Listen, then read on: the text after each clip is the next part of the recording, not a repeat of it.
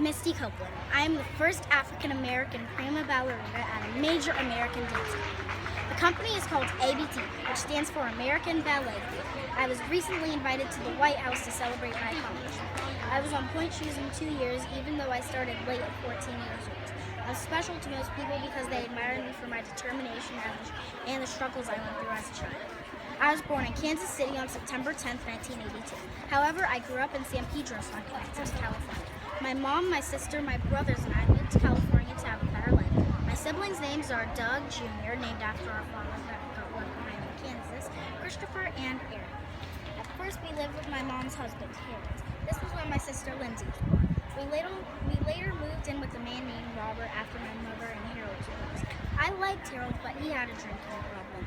When the boys would pick on the girls, Robert would make them fight each other. It was a terrible sight. Since we were poor, we finally got the money to buy a house, so we moved away from home.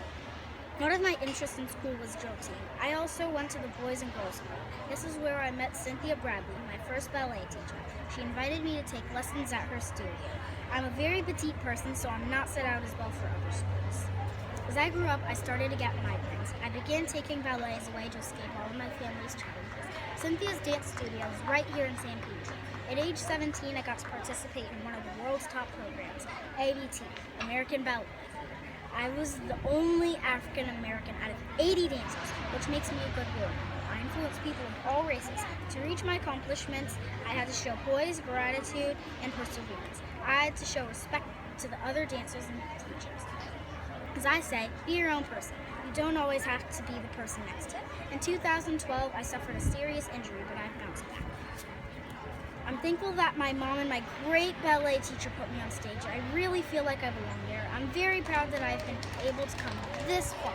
I hope to be remembered for not the sad times I went through, but for the fact that I was able to push through.